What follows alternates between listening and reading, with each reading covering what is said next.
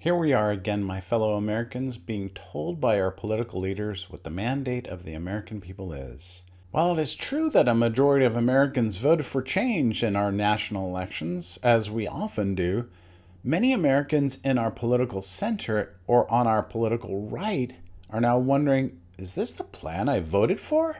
And on the left, wondering if Americans will make it through what seems like it may be years of political chaos. Hello, everyone. My name is Carlos D. Torres, or Dr. T to my students, and I am producing a series of short videos because I think it is time to review where the true mandate of the American people is.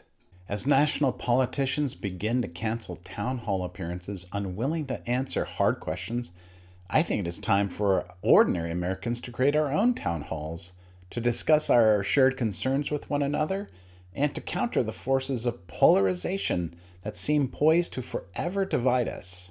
To start the conversation, I'm going to produce a series of short videos, present nonpartisan polling data that addresses exactly where we are divided nationally in the US, but crucially, where we also have consensus in the US.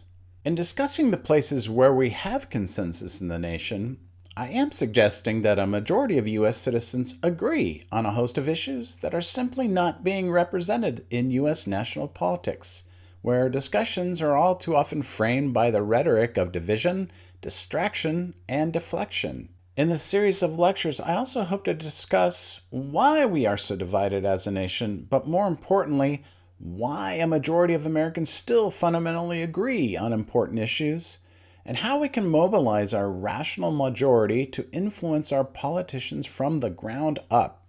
Much of the polling research and analysis I'm going to use come from my book, On This We Agree, the basis for U.S. consensus and how we can solve urgent problems today.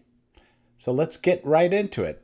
What are the issues that concern Americans most? So I'm going to be using some recent February 2025 polling data, but I'm also going to go back a few years to see what concerns have risen to the top, what has changed in those concerns over just a few short years. Going back to April 2021, when people are asked what are the greatest problems in the United States right now, 86% of Americans thought the affordability of healthcare rose to number one. It was the problem with the greatest concern to Americans, followed by the federal budget deficit.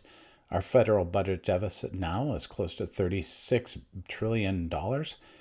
The interest payments on our debt alone right now supersede that of Pentagon, the defense budget per year, or Medicare combined, so it's a problem.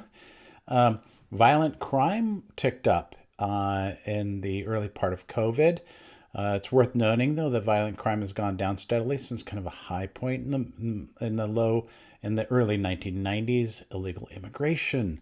Worldwide, there was an illegal immigration problem with refugees fleeing all kinds of countries. So America wasn't alone, but we were seeing huge surges in illegal immigration over the border. Gun violence with high school, college shootings. Coronavirus outbreak was still in our consensus. Racism following George Floyd was one of those concerns, one of our major concerns, along with economic inequality, unemployment through COVID, climate change. By 2023, other issues have become important as problems for the majority of United States citizens, including inflation.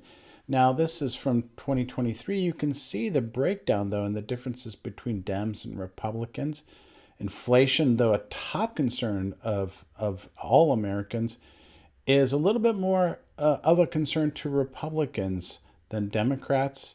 Affordability of health care, though, swapping places, more an urgent issue with Democrats. However, we still have a consensus in both parties that that's a big problem. What's very interesting here is a problem that has risen to number three, which is the ability of Dems and Republicans to work together, and there is a true consensus there. This is what inspired me to write the book that I did. The problem that we both acknowledged in 2023, both parties acknowledged, which was we are not communicating with one another.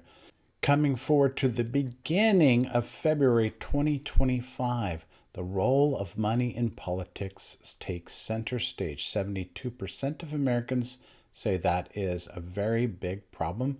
I think we've seen billionaires line up under the Trump administration. There's concern about Elon Musk's activity as the richest man in the world, controlling much of the policy in the United States. But we're also, again, we're still seeing the affordability of healthcare, inflation, the cost of living still remains a number one problem for Americans. The federal budget deficit remains high, but again, the ability of Democrats and Republicans to work together remains high.